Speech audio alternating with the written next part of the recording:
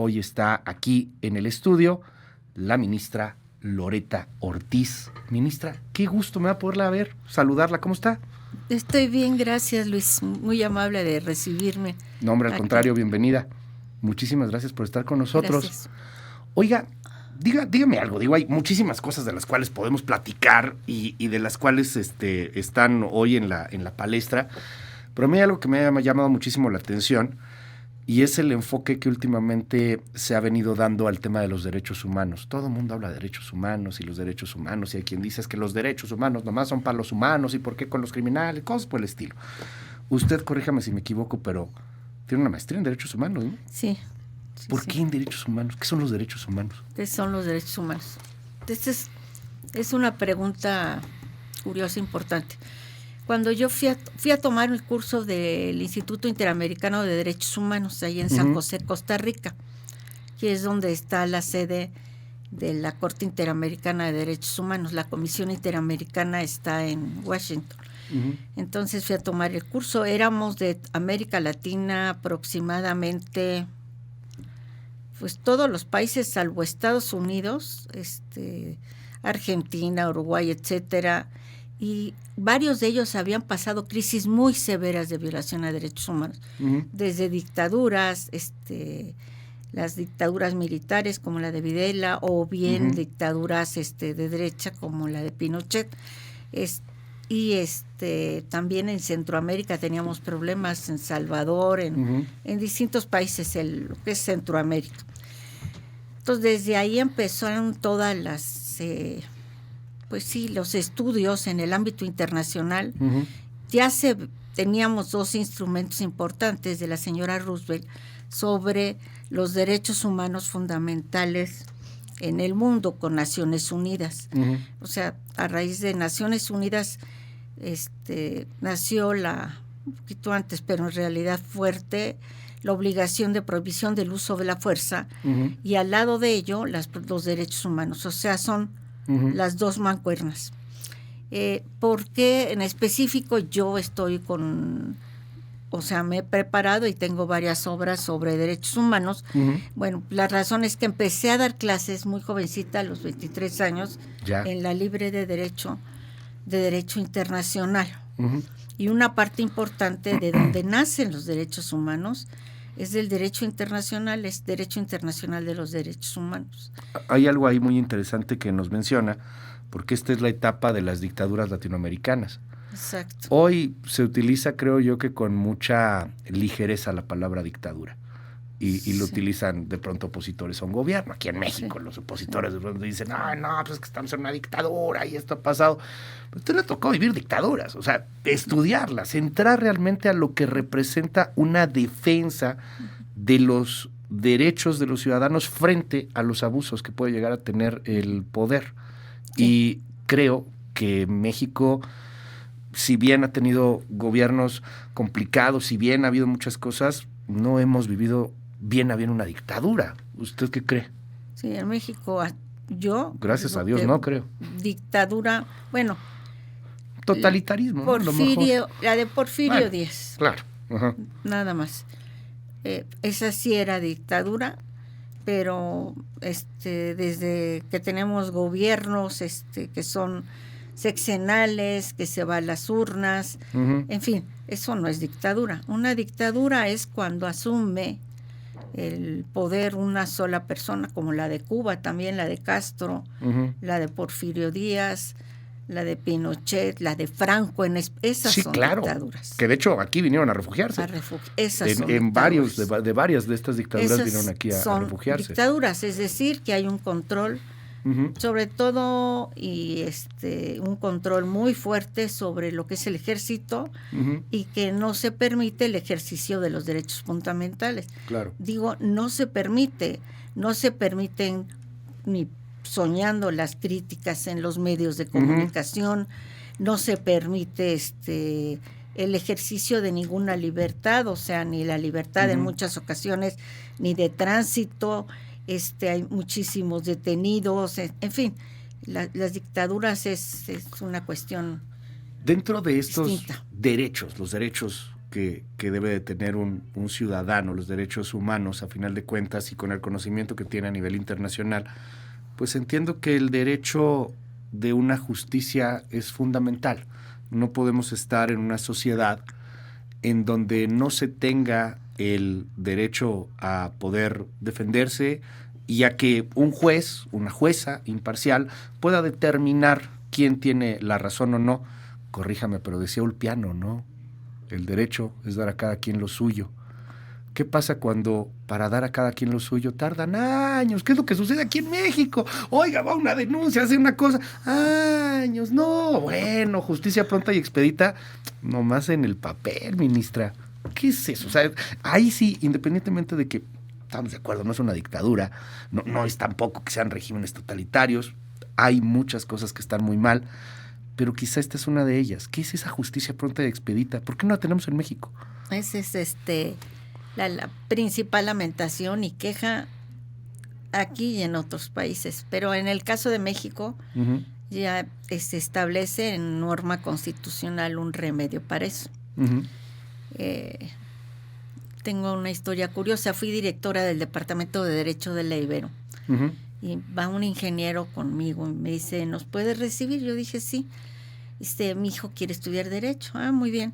Pero yo no quiero que estudie Derecho. Le digo, pues no es el lugar apropiado. O sea, yo que lo voy a convencer a que no estudie Derecho. Me dice, no. O sea, el ingeniero quería que usted lo convenciera de que no estudiara Derecho. No. Y la razón era esa. Ajá. Me dice, yo sé cuándo empieza un proceso, y cuándo termina. Pero usted sabe cuándo empieza, sí. ¿Y cuándo termina? No, pues no. No.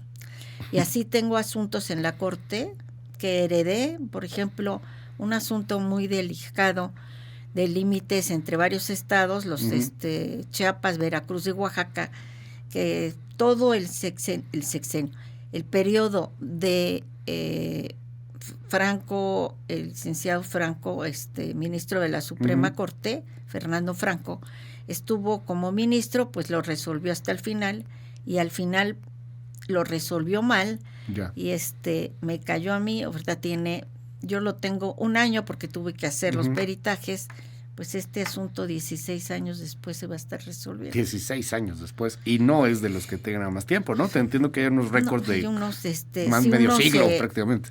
Y así hay un número extensísimo de expedientes.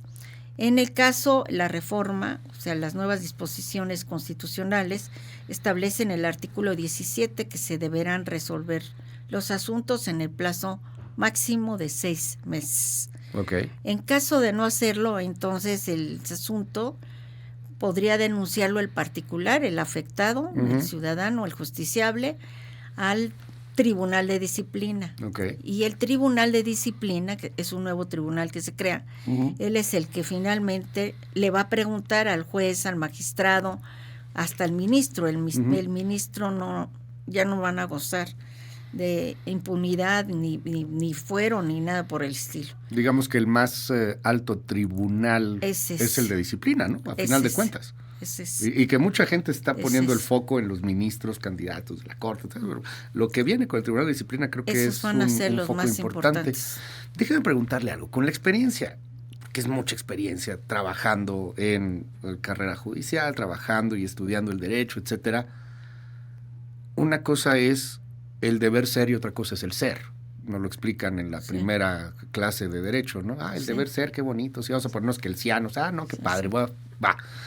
Pero ya cuando uno ve la realidad, pues es muy diferente. ¿Se puede, ministra, que un juez resuelva a los 6 meses con las ultra mega cargas de trabajo que hay, con a veces una saturación, con a veces falta de equipo, con a veces, lo vamos a ver, una curva de aprendizaje complicada? ¿Se puede resolver realmente en 6 meses? Es una pregunta muy válida.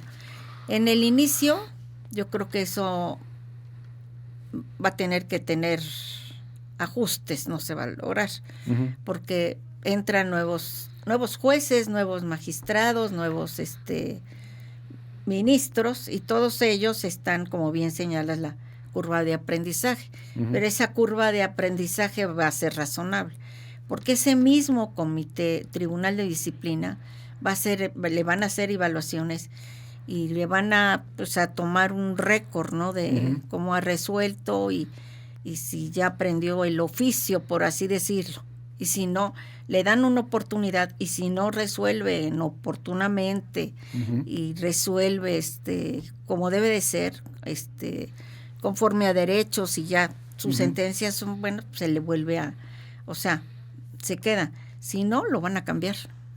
De plano. Se cambia. Pero en un primer momento supongo que sí se dará esta tolerancia, ¿no? El primer momento, digo, sí.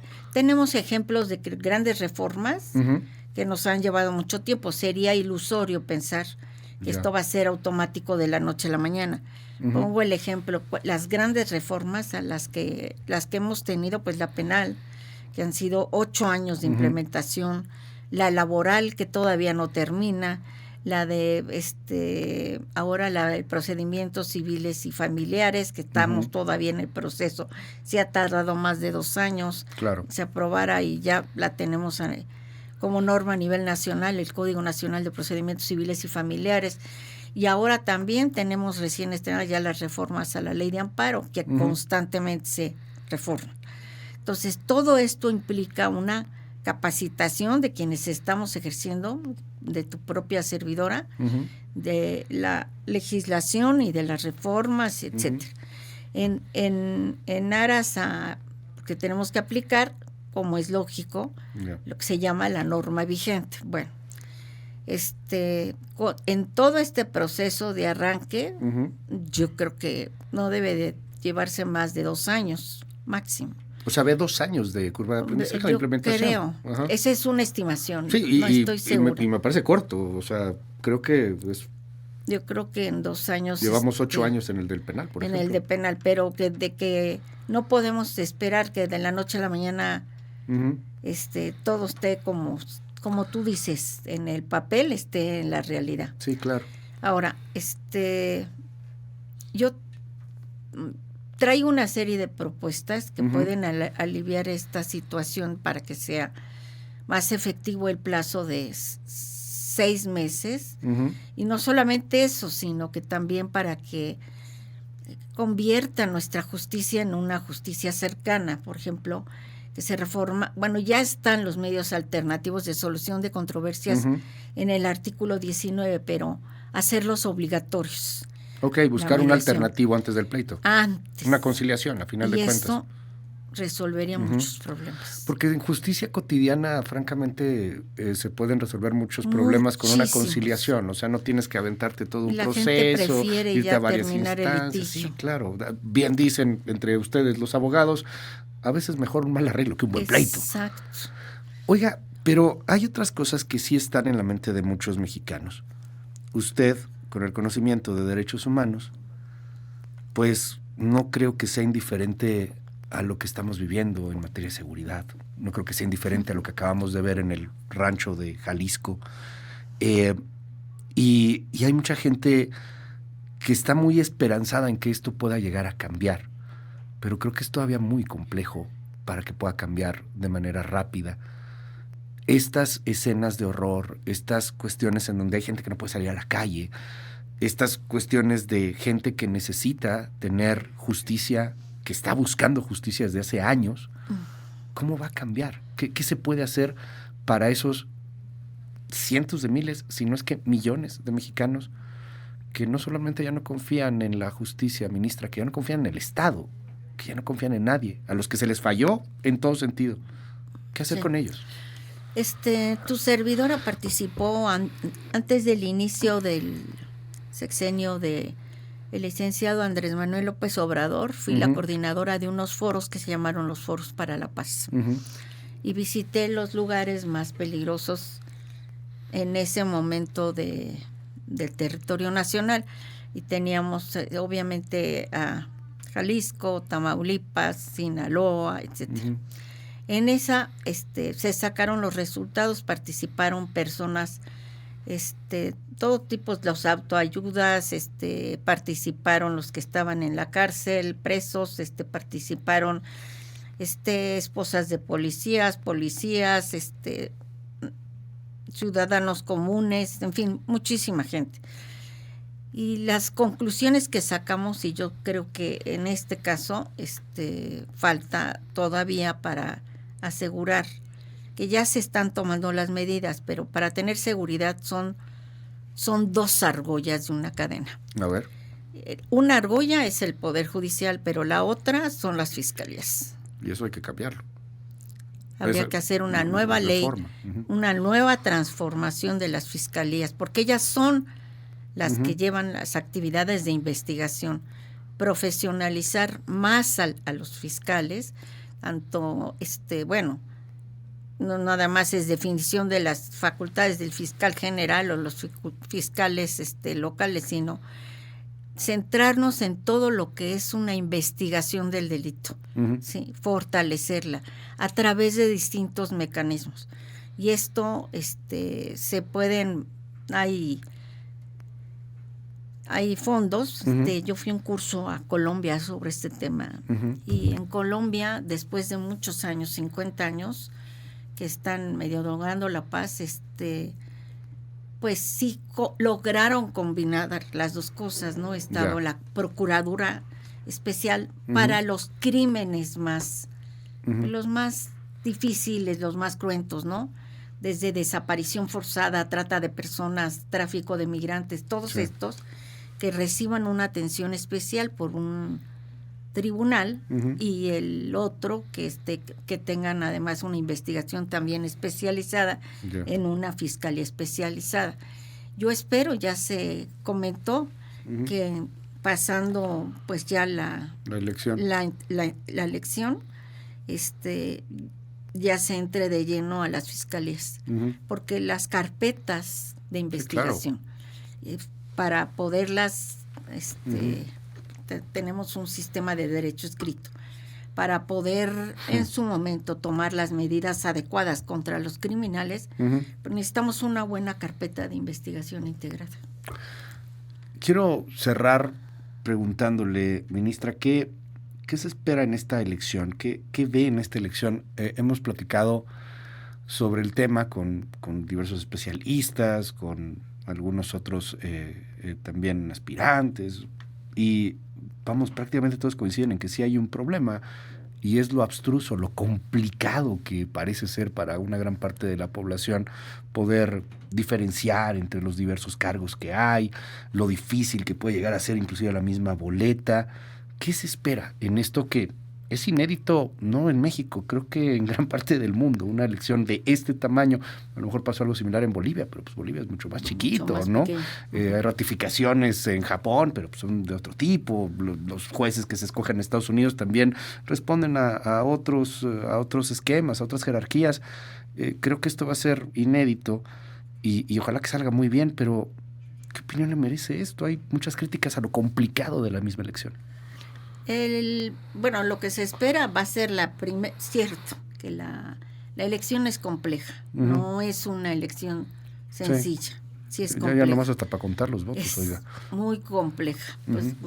¿Por qué? Porque por ejemplo, para ser los que somos ministros o ministras somos 64 en las listas, mitad hombres y mitad mujeres. Entonces, y luego yo lo que digo, ¿no? Las personas, estoy yendo a dar charlas para explicar qué hace un ministro. Sí, claro. ¿Qué hace un juez? ¿Qué hace un juez? ¿Qué hace un magistrado? Sí, porque en las otras elecciones, mal que bien, la gente sí vislumbra o sí sabe lo que hace un presidente, presidenta, un legislador, pero el otro día pregunté, nadie me contestó, ¿qué hace un ministro? Yo estoy yendo a explicar qué hacemos los ministros. ¿Qué hacen? Los ministros, pues vemos porque se aplique la Constitución y se ampare, pero lo tengo que explicar con ejemplos, y se amparen protejan los derechos humanos. Pero esto lo digo, por ejemplo, llegó el caso, tenemos casos, por ejemplo, yo presido la primera sala, un caso de una concubina que recibió su pensión, que le dijeron en los colegiados que no le iban a pagar la pensión porque solamente a las esposas. Lo atrajimos a la corte, a la sala, y ahí con una discusión, porque no estuvimos exentos de discusión, logramos, tu servidora convenció que se tomaran un vasito de realidad nada más, hazte cuenta de este café tan sabroso. Un shot de realidad. De realidad, sí. Así. Y sepan que hay 70% de las parejas en México no se casan. Entonces dijeron, pues, y le digo, le están quitando su pensión. O sea, no quería darle pensión a la pareja de años, porque Exacto. Era concubina, no estaba legalmente casada, Exacto. Entonces ella tiene que pelear, y además, corríjame si me equivoco, ministra, pero pelea en varias instancias, va primero con un juez, y el juez dice, no tienes razón, bueno, pues voy con el otro juez, y ahí va uno subiendo, hasta que llega con ustedes a una Suprema Corte. Atraje el asunto, Ajá. Y porque me pareció muy interesante, pues en razón del primero constitucional, del principio de que todos somos iguales, no debe de haber discriminación en razón de preferencia sexual, sexo, nacionalidad, etcétera, etcétera, etcétera, ¿no? Inclusive en estatus civil, o sea, está casado, ¿no? Pues, es concubino, y se entonces vivió. Ya con eso la fundamentamos la resolución y ya la sacamos. Y le dieron la pensión al final. Y con eso se benefició millones de mujeres. Porque queda asentado. Porque es un precedente obligatorio. Ministra, yo quiero agradecerle que haya estado aquí con nosotros. Viene un tema sumamente complejo, y así como lo que dice de este shot de realidad, creo que es fundamental que lo tengamos todos en la clase política, en el gremio periodístico, en todos lados. Hay que entender que la sociedad está cambiando, que la vida está cambiando, que el mundo está cambiando, y que es necesario adaptarnos a la realidad para el bien de todos. Quiero cerrar preguntándole eso, ¿cómo es vivir esta etapa en la historia? Le ha tocado mucho vivir esta etapa en la historia, en el derecho, en el cambio, con las inteligencias artificiales, con todo lo que estamos viendo. ¿Qué se siente, ministra? No, pues es un escenario,